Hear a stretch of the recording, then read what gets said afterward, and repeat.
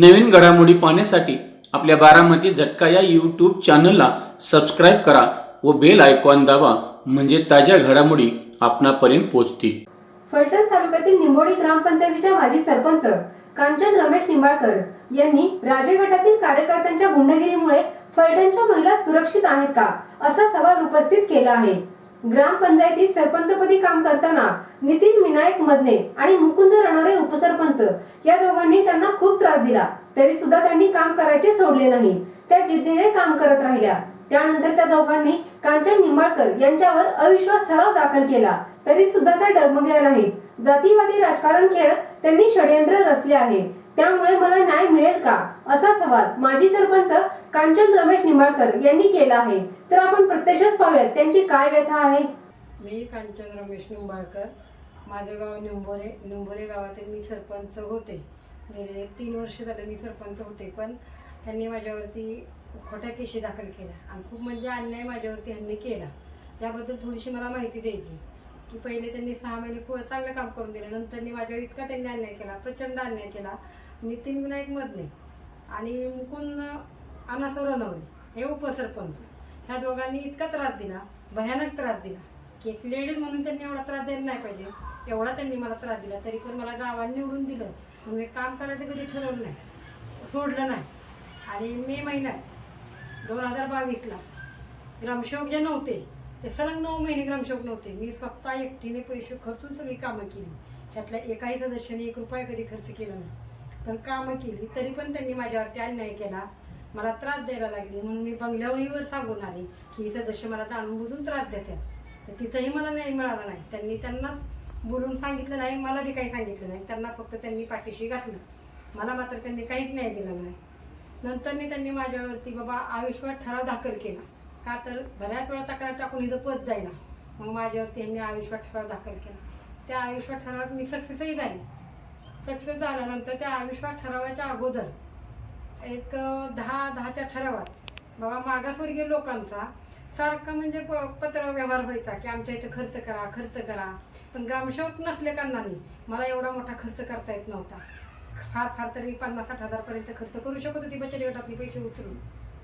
आणि मी ते उचलले का पैसे की बाबा जे पालखीच्या ह्याच्यात निधीनंतरनी पण अगोदर खर्च, त्या निधीत सगळ्यांनीच उसने पैसे दिले मला. नितीन मदने यांनी उसने पैसे दिले. म्हणून त्याच प्रकारे बाबा मी बौद्ध विहाराचाही खर्चही तसाच उसने पैसे घेऊन केला. आणि ह्या सगळ्यांच्या सहमतीने मीटिंगमध्ये ठरलं की बाबा पैसे ॲडजस्ट करून म्हणून काम करायचं. ते काम केलं की मी 4 डिसेंबरला काम केलं आणि त्यांनी माझ्या आयुष्यात ठराव दाखल केला. म्हणून मग मी सक्सेस झाली. मग मी भाजपमध्ये प्रवेश केला. त्या खुनशी त्यांनी माझ्यावरती ही केस दाखल केली. आणि हा खर्च सगळा पूर्ण सदस्य बोलला. ग्रामसेवक यांनाही माहिती होतं की तिथून पैसे उसने आणून ते खर्च केलेला आहे. तरी बी त्यांनी जाणून बुजून मला त्रास देण्यासाठी खोटी केस माझ्यावरती दाखल केली. माझ्या नावाने पत्र व्यवहार हा कोणी केला मला माहीत नाही. मीही केलेलं नाही किंवा आमच्या कर्मचाऱ्यांनीही तो पत्र व्यवहार केलेला नाही त्या जॅक्सनला. ह्याच्या अगोदर खोटी कागदपत्र हा नितीन विनायक मदने जबरदस्तीनं ते आमचे जे ऑपरेटर आहेत हर्षद गाडगे याला बऱ्याच वेळा त्यांनी पत्र दम देऊन लिहायला लावलं. आणि याच्या अगोदर मुकुंद रणवरे यांनी सुद्धा माझ्याबद्दल कागद लिहून बाहेर दिलेली आहेत, माझ्या डुप्लिकेट सह्या आणून की बाबा इथं तलाव काढायचा आहे, माती काढायची, गाळ काढायची, अशी खोटी लेटर दिलेत त्यांनी. पण आम्हाला महिलांना काही माहिती नव्हतं, तक्रार करतात त्याच्यावरती. म्हणून मी कधी तक्रार केली नाही की माझी लेटर पेढ्यांनी वापरलेत म्हणून. मग हा प्रकार मला दाट शक्यता आहे, म्हणजे माझी शक्यताच आहे की ते पत्र मुकुंद रणवरे आणि नितीन मदने याच दोघांनी जॅक्सनमध्ये पोस्ट केलं. आणि ती माझ्यावरती खोटी केस दाखल, कारण त्यांच्याशी बोलणं झालं की मी NK दादांशी बोलून मी बाबा उसने पैसे त्यांना मागितले. मग त्यावेळेस ते काही बोलले नाही. आणि ज्यानंतर बाबा मी प्रवेश केला त्याच्यानंतर सलग 5 महिन्यांनी ह्यांनी माझ्यावरती ती खोटी केस दाखल केली. एक बाबा राजकीय सूडबुद्धीने माझ्यावरती दाखल केली की कारण तिने इकडं प्रवेश केलाय तर तिला शिक्षा व्हायला पाहिजे. यांनी बाबा त्यांनी प्रवेश तिकडं माझा झाला म्हणून केस दाखल केली. आणि त्यानंतर बाबा ज्यावेळेस भाजपमध्ये इकडची 2 सदस्य आली राष्ट्रवादीतली इकडं, मग ह्यांनी मला फोन करून बोलवून घेतलं. मुकुंद रणवरे रडले अक्षरशः माझ्या पायाविषयी आणि माफीही मागितली. म्हणजे आमची आबरू वाचव, तुला सुभद्राताईंनी लेख मानले ना, मग आता आमची आबरू वाचवतो. मग अक्षरशः यांनी आबरू वाचवा म्हणलं तरी मी यांच्यावर विश्वास ठेवला नाही. मी डायरेक्टली संजीव बाबांशी गाडी घेतली. बाबा असं असं यांचं चालले. बाबा म्हणले हो असू द्या, चला करा आमची आबरू वाचवा. नंतर त्यांनी रामराथा दिवशी शब्द दिला मला, शपथ घेऊन, की बाबा ज्या काय तुमच्यावरती केस आहेत ह्यांनी खोटं दाखल केलेले आहेत ते मी मिटवायला सांगतो आणि तुम्ही प्रवेश इकडे करा, आमची आबरू वाचली जाईल. म्हणून मी त्या बाबा भावनिकतेने चला आपल्यावरती उपकार आहेत म्हणून ह्यांची परत आबरू वाचवली. ह्यांनी मला शब्द दिला केस मिटवतो, पण ह्यांनी त्याच्या 2 तारखा होऊन गेला. पण ते तहसीलदार पुढे करून दिलं. नितीन मदने आणि मुकुंद रनवणे यांनी तहसीलदार पुढं ॲपोइंट करून दिलं की बाबा ह्या खोट्या केसी आहेत आणि आमच्या सहमतीनंच हा खर्च सगळा मिटिंगमध्ये विषय घेऊन हा खर्च झालेला आहे आणि मॅडमनी सगळ्यांच्या कानावर घातलेला आहे असं त्यांनी मला ॲपोइंट करून दिलं. पण दिल्यानंतर मी त्यांनी परत ते संजीव बाबांच्याकडे नेऊन दिलं, ते पत्र तुम्ही दाखल करा. पण त्यांनी ती केसला दाखल केलं नाही, म्हणजे माझी फसवणूक केली. जर मग तुम्ही प्रभू रामचंद्रांना एवढं मानता, मग त्या विश्वासावर मी तुमच्याकडे आली, मग तुम्ही एका महिलेची काय सुरक्षा केली? जर निंबाळकर असून तुम्ही रक्षण करू शकत नाही, तरी तर समाजातल्या बायकांचं तुम्ही काय रक्षण करणार आहे? आज बाबा पिट्टू बाबा बोलतायत की फलटणमध्ये महिला सुरक्षित आहेत. काय महिला सुरक्षित आहेत? ज्यावेळी बाबा पहिला हल्ला झाला, माझी गाडी फुटली. का फुटली? का तर नितीन मदनेचं आणली गेली मी मुरमाचं बिल सोडा नाही. आज जर तुम्ही ह्या खोट्या केशी दाखल करताय आणि तुमचं मुरमाचं बिल सोडा, मधनं डायरेक्टली बोलतोय की ते मुरुम इकडे टाकलं असं सांगू आणि मग बिल काढू. मी बोललं खोटं काय करणार नाही मी, का तर अगोदर तुम्ही केशी टाकताय माझ्यावर खोट्या. मग ते बिल काढलं नाही म्हणून त्यांनी माझी भर रस्त्यात गाडी फुटली. आज आमच्या गावातल्या एका महिलेवरती अन्याय झाला. ती रोज शाळेत जात असताना तिला त्रास, पाठलाग तिला. मग तिच्या घरच्यांनी माझ्याकडे धाव घेतली, मला पत्र दिलं की आमच्या महिलेला तेवढं वाचवा, तुमचा ग्रामपंचायत सदस्य त्रास देतोय नितीन मदने. मग शाळेतल्या प्राचार्य जाधव मॅडमनी मला शाळेत बोलवून घेतलं की तुम्ही प्रथम नागरिक आहात, तुम्ही ह्या महिलेला साथ द्या. मग आम्ही साथ दिली, ते बिघडलं का? आम्ही फक्त बजवलं तर त्यांनी घरी येऊन त्यांनी हारमार केली. मग आम्ही पिट्टू बाबांच्याकडे तिच्या घरची गेली, न्याय मागितला की हे थांबवा कुठंतरी, असलं महिलांना त्रास नाही झाला पाहिजे. काय पिट्टू बाबांची आम्हाला न्याय मिळाला? काहीच नाही. उलट त्यांचा कार्यकर्ता घरी येऊन हारमार करून गेला. का? तो बाबांच्याकडे का गेला म्हणून. म्हणजे हे जे महिलांच्यावरती चाललंय ह्याला कुठंतरी न्याय मिळाला पाहिजे का नाही? काय महिला तुमचे तर तुम्ही म्हणताय की सुरक्षित आहेत. माझी गाडी फुटली स्वतः सरपंच असताना.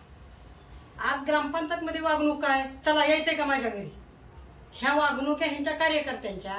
मी ह्या कार्यकर्त्यांना ही दाबा नाही आणि म्हणले की आम्ही फलटणमध्ये महिला सुरक्षित. काय महिला सुरक्षित आहे? तुमचे स्वतःचे जे जवळचे कार्यकर्ते आहेत त्यांना आधी दाबा, त्यांची गुंडगर्दी थांबवा. आज म्हणजे एका महिलेला पदावर ठेवायचंच नाही, ह्या सूडबुद्धीने ह्यांनी हे सगळं केलेलं आहे.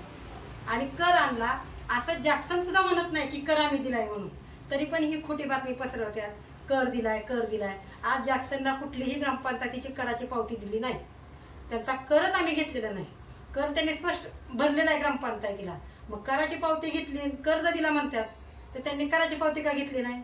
मला ते 50,000 रुपये दिलेले का मागून परत घेतली त्यांनी? कर होता तर मागायचाच नव्हता ना त्यांनी, मग ते मागून घेतलं. म्हणजे हे सगळं ह्यांनी षडयंत्र केलं. आणि पहिल्यापासून नितीन मदने हा माझ्याबरोबर जातीवादीच राजकारण खेळत आला की त्याला मराठीची बाई कधी आवडली नाही तिथं. कारण तो कायम म्हणायचा की तो जे खेळतो माझ्यावर सगळे सदस्य आहेत का, ओपनली सगळे सदस्य वेगवेगळ्या कास्टमधले, म्हणून तो एका साईडला जायची. मराठ्याची कोण? मी एकटीच. म्हणून तो मला जाणून बुजून त्रास देत होता. आता काकांचं काही मी सांगू शकत नाही, ती कुणाचं येते. त्यांनी कधीही माझी साथ दिलेली नाही आणि कधीही त्यांनी एक वयस्कर म्हणून कधीही त्यांनी ग्रामपंचायत मेळाव्याने किंवा मेलापाणी कुठलेही कार्यक्रम व्यवस्थित केले नाही. प्रत्येक वेळेस मी बंगल्यावर सांगत होती, पण कुणीही मला दाद दिली नाही बंगल्यावरती. आज मुकुंद रनवरे हा दारू पिऊन येणार, मिटिंग घेणार, बोगस नोंदी करायला लावणार. नितीन मदने याच्या गाळ्याला विरोध मी केलता. का? तर गावात मी त्याच्या अगोदर एक अर्ज आला होता की बाबा हे ओढ्यावरचे अतिक्रमण होते आणि गावचा ओढा 80 फुटाचा आहे, त्यांनी मोजणी करून द्यावी आणि मग बांधकाम करावं. मग त्यांनी ज्यावेळेस परवाना मागितला त्यावेळेस त्यांना सांगितलं की तुम्ही नगरभूमी अभिलेखचा लेआउट प्लॅन लेआउटचं तुम्ही हे करून घेऊन या, त्यावेळेस आम्ही तुम्हाला हे देऊ. त्यांनी कुठलीही मोजणी न करता त्यांनी डायरेक्टली दादागिरी करून बांधायला सुरुवात. मग आमच्याकडे जे अर्ज आले ग्रामस्थांचे, मग ते अर्ज मी प्रांत साहेबांना, तहसीलदार साहेबांना, लघुपाट बंधारे साहेबांना नोंद दिली याच्यावरती बाबा काहीतरी कारवाई व्हावी. पण गाळ्यांची नोंद होताना मी मात्र त्यांना अडवलं. 16/11च्या मिटिंगला मी त्यांना अडवलं की ही बेकायदेशीर नोंद आहे, माणसांचा तसा अर्ज आहे तो नोंद करू नका. तरी पण मुकुंद काकांनी आरेरावपणा करून, नितीन मधनेने आरेरावपणा करून ती बेकायदेशीर नोंद करायला लावली गाळ्यांची. मग आता ह्याला न्याय आहे का कुठं? मग हे वरची नेते मंडळी डोळे झाकून बसल्यात का? एवढा जर महिलांना आधार आहे, एवढा महिलांना अत्याचार होतोय महिलांच्यावर, तरी ही काहीच करत नाही. आज निंभोरे ह्यांचा आदूळ आहे. संजू बाबा, बाबा तुटू बाबा, महाराज साहेब, ह्या तिघांचं निंभोरे आदूळ आहे. अख्ख्या गावाचे म्हणतात आम्ही प्रश्न सोडवतोय महाराष्ट्राचे, पण त्यांना निंभोऱ्यासारख्या आदुळाचा प्रश्न सुटाना एका निंबाळकराच्या बाईवरती एवढा अन्याय करतात का? हो काय माझं चुकलं का? मी बिन कमिशन करता काम केलं म्हणून आता लांबचं उदाहरण देत नाही. त्यांना का नको होती मी? का तर ह्यांना मी कधी 1 रुपया खाऊन देत नव्हती, चूक मध्ये काम करत होती. आता गेले माझ्या 8-15 दिवसात त्यांनी पद गारवलं तर लगेच नितीन मधनेंनी बघा त्या जलजीवनचं कुठलीही परवानगी न घेता, ग्रामपंचायती कुठलीही परवानगी न घेता आपल्या गाळ्यापाशी 7-8 दगडी आणून टाकल्या का? तर आता निंबाळकर बाई अडवायला नाही. ह्या ज्वलंत माणसांनी उदाहरण आहे. जेव्हा माणसांनी मला बघायला बोलवलं, या बघा, त्यावेळी मी त्यांना सांगितलं की तुम्हीच बघा, त्यांना अनलिगली कामं करायची म्हणून त्यांना ही लिगली काम करणारी सरपंच नको होती. म्हणून त्यांनी वारंवार मला इतका आतूनच त्रास दिला, कुठलीच महिला सहन करणार नाही एवढं केलं. मला फक्त एकच आशा होती, माझी निंबाळकर मला वाचवते. एवढीच माझी गद्दारी झाली की माझ्या निंबाळकरांनी माझ्यावर गद्दारी केली. आता ह्या दोघांची काही अवकात नाही माझ्यावर भांडणं करायची, कारण गेले 3 वर्ष झाले यांनी इतका त्रास दिला तरी पण मी त्यांना हरले नव्हते. कारण का? सत्य टिकलं. पण माझ्या निंबाळकरांनी माझ्यावर गद्दारी केली म्हणून आज ती मला अपात्र करू शकली. मी आज गेले 2-3 दिवस झालं की मान्य बाबा रघुनाथ बाबा नाईक निंबाळकर, पिटू बाबा यांचे व्हिडिओ बघती माडाच्या ग्रुपला की बाबा आज त्यांचे मायबाप कोण? की त्यांचे मायबाप मान्य बाबा शरद पवार साहेब ह्यांच्याकडे ती त्यांची व्यथा मांडतात. माझ्या 307 केस झाली, माझ्या 307 केस झाली. आणि मग माझ्या मुलाला असं वाटायला लागलं की मग आपले पप्पा गुन्हेगार आहेत काय? मग आज तुम्ही जेंट्स असून केसला घाबरताय. जेंट्स असून आज तुम्हाला तुमच्या इज्जतीचा प्रश्न पडला की आपल्या मुलाला वाटेल की आपला बाप गुन्हेगार आहे. मग ज्यावेळेस त्यांच्या कार्यकर्त्यांनी माझ्यावरती खोटी केस टाकली त्यावेळेस माझ्या मुलाला काय वाटलं असेल? माझ्या मुलाला वाटलं नसेल का की आपल्या आईने फ्रॉड केलाय का म्हणून? आज तुमच्या मुलाची तुम्ही व्यथा मांडली, आमच्या मुलाला नाही का काय वाटलं नसेल? आमच्या जीवाचा कधी विचार केला का की बाबा आपला कार्यकर्ता खोटी केस टाकतोय आणि हे नुसतंच सांगतात. ह्यांच्या वेळ आली की हे लगेच सांगायला सुरुवात टीव्हीवरती, मला 307. अहो आज तुम्ही जेंट्स आहे तरी तुम्हाला वाटते आणि आता महिलेला तुम्ही कोर्टापर्यंत पळावताय. तिची काय व्यथा होत असेल? तिच्या पोरावरती काय वेळ येत असेल? 4-2 लोक तेरा पोराला म्हणत असतील ना की तुझ्या आईने फ्रॉड केला म्हणून. आज फ्रॉड केला नसताना तुम्ही खोट्या केशी टाकताय. मग खोट्या केशी नक्की कोण कुणाच्यावर टाकतंय ते तुम्ही आधी शोधा आणि मग एकामेकाच्या विल जमला. हा व्हिडिओ माझ्या मी मर्जीने माझ्या घरात माझा मी बनवलेला आहे. हा व्हिडिओ घरात बनवण्याचे कारण दादासाहेब चोरवले पत्रकार या सरांनी माझी खोटी बातमी दिली की मी कर वर्ग खात्यावरती करून घेतला. ती बातमी ऐकल्यानंतर मला कसं तरीच वाटलं की अरे आपण जरी इकडं तिकडे केलं आणि मला इकडं तिकडं करायला ह्या निंबाळकरांनीच वरच्या नेत्यांनी मला भाग पाडलं इकडं तिकडं करण्यासाठी. आता आम्ही एकनिष्ठ होतोच पण आम्हाला यांनी इकडं तिकडं करायला लावलं, भाग पाडलं त्यांनी. आणि भाग पाडल्यानंतर मी कधीही ह्या निंबाळकरांचं बातमी किंवा क्लिप कधीही खोटी दिली नाही, कधीही बातमी दिली नाही. मी यांचा आब राखला का तर ते निंबाळकर आहेत आणि मीही निंबाळकरच आहे म्हणून मी कधीही कुठलीही बातमी दिली नाही, कधीही काही लिहिलं नाही त्यांच्याबद्दल. पण त्यांनी मात्र दादासाहेब चोरवले सर यांना बोलवू बाबा नाईक निंबाळकर, पिटू बाबा यांचे व्हिडिओ बघती माडाच्या ग्रुपला की बाबा आज त्यांचे मायबाप कोण? की त्यांचे मायबाप मान्य बाबा शरद पवार साहेब ह्यांच्याकडे ती त्यांची व्यथा मांडतात. माझ्या 307 केस झाली, माझ्या 307 केस झाली. आणि मग माझ्या मुलाला असं वाटायला लागलं की मग आपले पप्पा गुन्हेगार आहेत काय? मग आज तुम्ही जेंट्स असून केसला घाबरताय. जेंट्स असून आज तुम्हाला तुमच्या इज्जतीचा प्रश्न पडला की आपल्या मुलाला वाटेल की आपला बाप गुन्हेगार आहे. मग ज्यावेळेस त्यांच्या कार्यकर्त्यांनी माझ्यावरती खोटी केस टाकली त्यावेळेस माझ्या मुलाला काय वाटलं असेल हो? माझ्या मुलाला वाटलं नसेल का की आपल्या आईने फ्रॉड केलाय का म्हणून? आज तुमच्या मुलाची तुम्ही व्यथा मांडली, आमच्या मुलाला नाही का काय वाटलं नसेल? आमच्या जीवाचा कधी विचार केला का की बाबा आपला कार्यकर्ता खोटी केस टाकतोय आणि हे नुसतंच सांगतात. ह्यांच्या वेळ आली की हे लगेच सांगायला सुरुवात टीव्हीवरती मला 307 307. अहो आज तुम्ही जेंट्स आहे तरी तुम्हाला वाटते आणि आता महिलेला तुम्ही कोर्टापर्यंत पळवताय. तिची काय व्यथा होत असेल, तिच्या पोरावरती काय वेळ येत असेल? 4-2 लोक ते पोराला म्हणत असतील ना की तुझ्या आईने फ्रॉड केला म्हणून. आज फ्रॉड केला नसताना तुम्ही खोट्या केशी टाकताय.